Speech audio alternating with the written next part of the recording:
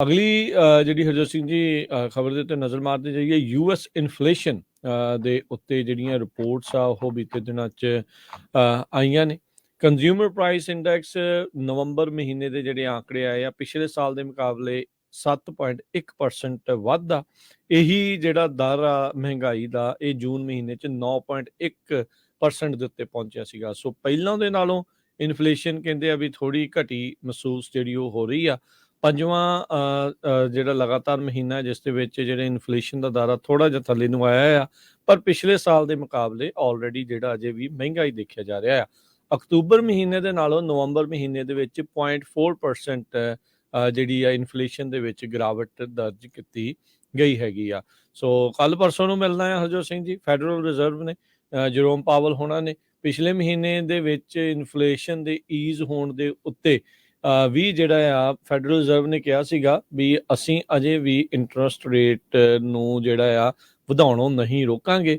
ਇਹ ਹੋ ਸਕਦਾ ਆ ਵੀ ਇੰਟਰਸਟ ਰੇਟ ਘੱਟ ਜਿਹੜੇ ਉਹ ਵਧਾਏ ਜਾਣ। ਸੋ 7ਵੀਂ ਵਾਰੀ ਹੋ ਸਕਦਾ ਆ ਕੱਲ ਪਰਸੋਂ ਦੇ ਵਿੱਚ ਆਪਾਂ ਨੂੰ ਖਬਰ ਜਿਹੜੀ ਉਹ ਸੁਣਨ ਨੂੰ ਮਿਲੇ ਵੀ ਇੰਟਰਸਟ ਰੇਟਸ ਆ ਉਹਨਾਂ ਨੂੰ ਵਧਾਇਆ ਜਾ ਰਿਹਾ ਹੈਗਾ ਆ। ਸੋ ਇਨਫਲੇਸ਼ਨ ਨੂੰ ਫਾਈਟ ਕਰਨ ਦੇ ਲਈ ਜਿਹੜੇ ਫੈਡ ਨੇ ਇਹ ਪੱਕਾ ਰਾਹ ਜਿਹੜਾ ਉਹ ਚੁਣਿਆ ਆ ਵੀ ਅਸੀਂ ਇੰਟਰਸਟ ਰੇਟ ਨੂੰ ਲਗਾਤਾਰ ਵਧਾਈ ਜਾਣਾ ਹੈਗਾ ਆ। ਗੈਸ ਦੀਆਂ ਪ੍ਰਾਈਸਾਂ ਘਟਣ ਦੇ ਕਰਕੇ ਇਨਫਲੇਸ਼ਨ ਦੇ ਵਿੱਚ ਥੋੜੀ ਜੀ ਆਪਾਂ ਨੂੰ ਗਿਰਾਵਟ, ਥੋੜੀ ਜੀ ਕਹਿ ਲਓ ਵੀ ਠੰਡ ਜੀ ਜਿਹੜੀ ਉਹ ਮਹਿਸੂਸ ਹੋ ਰਹੀ ਆ। $5 ਪਰ ਗੈਲਨ ਦੇ ਉੱਤੇ ਜੂਨ ਮਹੀਨੇ ਦੇ ਵਿੱਚ ਨੈਸ਼ਨਲ ਗੈਸ ਜਿਹੜੀ ਆ ਉਹ ਪ੍ਰਾਈਸ ਹੋ ਗਈ ਸੀ, ਜਿਹੜੀ ਕਿ ਕੱਲ $3.26 ਦੇ ਉੱਤੇ ਘਟ ਕੇ ਜਿਹੜੀ ਉਹ ਪਹੁੰਚੀ ਹੈਗੀ ਆ। ਸੋ ਇਹਦੇ ਵਿੱਚ ਹਰਜੋਤ ਸਿੰਘ ਜੀ ਆਪਾਂ ਦੇਖ ਰਹੇ ਹੁਣ ਜਿਹੜਾ ਬਾਹਰੋਂ ਵੀ ਸਮਾਨ ਆ ਰਿਹਾ ਆ ਉਹਦੇ ਜਿਹੜਾ ਆਉਂਦਾ ਹੁੰਦਾ ਕੰਟੇਨਰ ਆ ਉਹਦੇ ਪ੍ਰਾਈਸ ਵੀ ਜਿਹੜੇ ਅੱਗੇ ਦੇ ਨਾਲੋਂ ਘਟੇ ਹੈਗੇ ਨੇ। ਲੰਬਰ ਦੇ, ਕਾਪਰ ਦੇ, ਵੀਟ ਦੇ, ਹੋਰ ਕਮੋਡਿਟੀਜ਼ ਦੇ ਪ੍ਰਾਈਸ ਵੀ ਪਹਿਲਾਂ ਦੇ ਨਾਲੋਂ ਜਿਹੜੇ ਉਹ ਘਟੇ ਆ, ਜਿਹਦੇ ਨਾਲ ਕੰਸਟਰਕਸ਼ਨ ਤੇ ਫੂਡ ਕਾਸਟ ਦੇ ਵਿੱਚ ਥੋੜੀ ਜਿਹੀ ਗਿਰਾਵਟ ਦਰਜ ਹੋਈ ਆ। ਲੋਕਾਂ ਨੂੰ ਇੱਕ ਮਾੜਾ ਜਿਹਾ ਸਾਹ ਲੈਣ ਦਾ ਜਿਹੜਾ ਉਹ ਮੌਕਾ ਮਿਲਿਆ ਹੈਗਾ ਆ। ਸੋ ਹੁਣ ਦੇਖੋ ਅੱਗੇ ਕੀ ਹੁੰਦਾ ਆ, ਪਰ ਨਵੰਬਰ ਮਹੀਨੇ ਦੇ ਵਿੱਚ ਪਿਛਲੇ ਸਾਲ ਦੇ ਮੁਕਾਬਲੇ 7.1% ਜਿਹੜੀ ਇਨਫਲੇਸ਼ਨ ਜਿਹੜੀ ਉਹ ਰਹੀ ਆ, ਤੇ ਅਕਤੂਬਰ ਮਹੀਨੇ ਦੇ ਮੁਕਾਬਲੇ 0.5% ਜਿਹੜੀ ਆ ਇਨਫਲੇਸ਼ਨ ਥੱਲੇ ਨੂੰ, ਮਹਿੰਗਾਈ ਦੀ ਦਰ ਥੱਲੇ ਨੂੰ ਆਈ ਹੈਗੀ ਆ। ਜੀ ਬਿਲਕੁਲ। ਸੋ ਕਹਿੰਦੇ ਵੀ 0.5% ਇੰਟਰਸਟ ਰੇਟ 7ਵੀਂ ਵਾਰੀ ਫੈਡਰਲ ਰਿਜ਼ਰਵ ਬੋਰਡ ਇਸ ਸਾਲ ਦੇ ਵਿੱਚ ਇਨਕਰੀਜ਼ ਕਰ ਸਕਦਾ ਹੈ। ਈਵਨ ਦੋ ਇਨਫਲੇਸ਼ਨ ਥੋੜੀ ਜਿਹੀ ਥੱਲੇ ਆਈ ਆ, ਪਰ ਗਰੋਸਰੀ ਦੀਆਂ ਕੀਮਤਾਂ 12% ਨਵੰਬਰ ਮਹੀਨੇ ਦੇ ਵਿੱਚ ਵੱਧ ਗਈਆਂ ਆ। ਸੋ ਗਰੋਸਰੀ ਜੋ ਆ ਬਹੁਤ ਜ਼ਿਆਦਾ ਮਹਿੰਗੀ ਹੋ ਗਈ ਹੈਗੀ ਆ, ਤੇ 에ਅਰ ਫੇਅਰ 36% ਜ਼ਿਆਦੇ ਹੋਏ ਆ ਪਿਛਲੇ 12 ਮਹੀਨਿਆਂ ਦੇ ਨਾਲ। ਜੇ ਕੰਪੇਅਰ ਕੀਤਾ ਜਾਵੇ ਪਿਛਲੇ ਸਾਲ ਨਵੰਬਰ ਨਾਲੋਂ ਇਸ ਸਾਲ ਨਵੰਬਰ ਦੇ ਵਿੱਚ ਜੋ 에ਅਰ ਫੇਅਰ ਆ ਉਹ 36% ਜ਼ਿਆਦੇ ਹੋਏ ਆ। ਹਾਊਸ ਹੋਲਡ ਐਨਰਜੀ 15.7%, ਪੈਟਸ ਤੇ ਪੈਟਸ ਦੇ product 13%, food at home 12%, gasoline 10% ਤੇ ਫੂਡ ਤੇ ਰੈਸਟੋਰੈਂਟ 8.5%, ਜਿਹੜੇ ਰੈਂਟ ਆ ਉਹ 7.9%। ਸੋ ਇਹ ਚੀਜ਼ਾਂ ਇੰਨੀਆਂ ਜ਼ਿਆਦਾ ਜਿਹੜੀਆਂ ਆ ਪਿਛਲੇ 1 ਸਾਲ ਨਾਲੋਂ ਮਹਿੰਗੀਆਂ ਹੋਈਆਂ ਹੈਗੀਆਂ ਆ। ਤੇ ਅਗਲੀ ਖਬਰ ਵੱਲ ਚਲੀਏ। ਯੂਨਾਈਟਿਡ 에ਅਰਲਾਈਨ ਇੱਕ ਬਹੁਤ ਵੱਡਾ ਆਰਡਰ ਦੇਣ ਜਾ ਰਹੀ ਆ। ਕਹਿੰਦੇ 100 ਨਵੇਂ ਉਹ 787 ਡ੍ਰੀਮ ਲਾਈਨਰਸ ਖਰੀਦਣ ਜਾ ਰਹੀ ਆ $43 ਬਿਲੀਅਨ ਦੇ ਉੱਤੇ।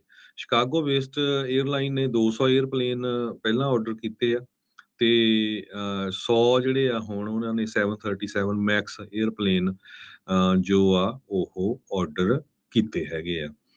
ਪਿੱਛੇ ਜਿਹਾ 에ਅਰਲਾਈਨ ਤੁਸੀਂ ਸੁਣਿਆ ਹੋਣਾ, ਕਹਿ ਰਹੇ ਸੀ ਵੀ ਅਸੀਂ ਬਹੁਤ ਘਾਟੇ 'ਚ ਜਾ ਰਹੇ ਹਾਂ, ਸਾਡੇ EMPLOYEE ਵਾਪਸ ਨਹੀਂ ਆ ਰਹੇ, ਫੈਡਰਲ ਸਾਨੂੰ ਹੋਰ ਸਪੋਰਟ ਕਰੇ। ਇੰਨੇ ਲੋਨ ਪਹਿਲਾਂ ਲਏ ਸੀ, ਤੇ ਹੁਣ $30 ਬਿਲੀਅਨ ਦੀ ਜਿਹੜੀ ਆ ਉਹਨਾਂ ਨੇ deal already 100 Boeing 787 dream liner ਖਰੀਦਣ ਦੀ ਕਰ ਲਈ ਹੈਗੀ ਆ।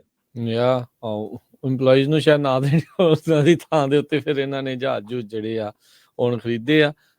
ਕਈ ਜਿਹੜੀਆਂ ਕੰਪਨੀਆਂ ਆ ਅਜਿਹੀ ਮਾਰਕੀਟਸ ਦੇ ਵਿੱਚ ਉਹ ਆਊਟ ਵੀ ਹੋ ਜਾਂਦੀਆਂ, ਨਿਕਲ ਜਾਂਦੀਆਂ ਨੇ, ਤੇ ਜਿਹੜੀਆਂ ਪੁਰਾਣੀਆਂ ਨੇ, ਟਿਕੀਆਂ ਹੋਈਆਂ ਨੇ, ਉਹਨਾਂ ਨੂੰ ਫਿਰ ਆਪਣਾ ਜਿਹੜੇ ਆਪਰੇਸ਼ਨਸ ਆ ਉਸ ਨੂੰ ਐਕਸਪੈਂਡ ਕਰਨ ਦਾ ਜਿਹੜਾ ਉਹ ਮੌਕਾ ਵੀ ਮਿਲ ਜਾਂਦਾ ਹੈਗਾ ਆ। ਹਰਜੋਤ ਸਿੰਘ ਜੀ, ਫਰਾਂਸ ਤੋਂ ਇਸੇ ਇੱਕ ਖਬਰ ਜਿਹੜੀ 에ਅਰ ਦੇ ਨਾਲ ਸੰਬੰਧਿਤ ਜਿਹੜੀ ਉਹ ਆ ਰਹੀ ਆ, ਉਹਨਾਂ ਨੇ ਜਿਹੜੀਆਂ ਲੋਕਲ ਫਲਾਈਟਸ ਆ ਉਸ ਦੇ ਵਿੱਚ ਕਟੌਤੀ ਕਰ ਦਿੱਤੀ ਆ, ਬੰਦ ਕਰ ਦਿੱਤੀਆਂ। ਕਹਿੰਦੇ ਵੀ ਜਿੱਥੇ ਟ੍ਰੇਨ ਦਾ ਸਫ਼ਰ 2.5 ਘੰਟੇ ਤੋਂ ਘੱਟ ਹੈਗਾ ਜਾਂ 2.5 ਘੰਟੇ ਤੱਕ ਆ, ਉਹਨਾਂ ਥਾਵਾਂ ਦੇ ਦਰਮਿਆਨ ਜਿਹੜੀਆਂ ਡੋਮੈਸਟਿਕ ਫਲਾਈਟਸ ਆ ਉਹ ਨਹੀਂ ਚੱਲਣਗੀਆਂ।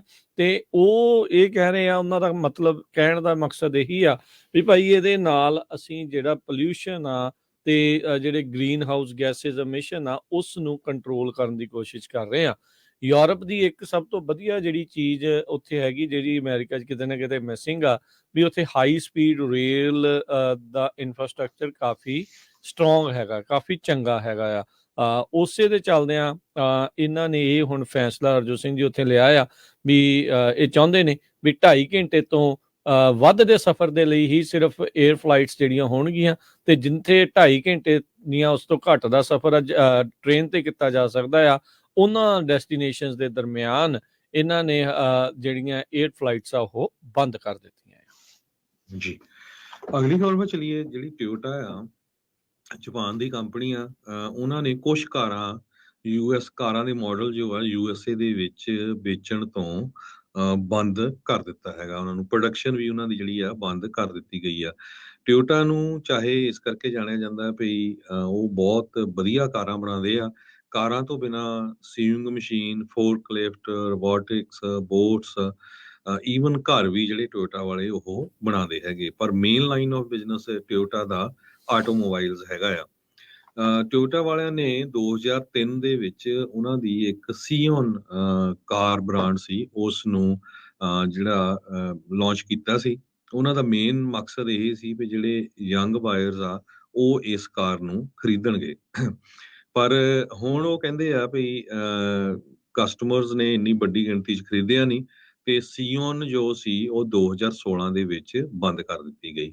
ਜੇਮ ਜੈਕਬਸ ਜੋ hotcars.com ਦੇ ਨਾਲ ਹੈਗੇ ਆ, ਉਹਨਾਂ ਨੇ ਇਹ ਕਿਹਾ ਇਸੇ ਤਰ੍ਹਾਂ ਟੋਯੋਟਾ ਨੇ ਇੱਕ ਇਹਨਾਂ ਦਾ ਹੋਰ ਬੜਾ ਵਧੀਆ ਮਾਡਲ ਸੀ ਟੋਯੋਟਾ FJ ਕਰੂਜ਼ਰ, ਉਸ ਨੂੰ ਵੀ ਇਹਨਾਂ ਨੇ ਜਿਹੜੀ ਪ੍ਰੋਡਕਸ਼ਨ ਆ ਯੂਐਸਏ ਦੇ ਵਿੱਚ ਪ੍ਰੋਡਕਸ਼ਨ ਕਰਕੇ ਚਾਹੇ ਜਾਪਾਨ ਦੇ ਵਿੱਚ ਯੂਐਸਏ 'ਚ ਸੈੱਲ ਕਰਨੀ ਬੰਦ ਕਰ ਦਿੱਤੀ ਸੀ। ਸੋ ਟੋਯੋਟਾ FJ ਕਰੂਜ਼ਰ ਦੀ ਰਿਪਲੇਸਮੈਂਟ ਲੈਂਡ ਕਰੂਜ਼ਰ ਉਹਨਾਂ ਨੇ ਜਿਹੜੀ ਕਰ ਲਈ ਸੀਗੀ।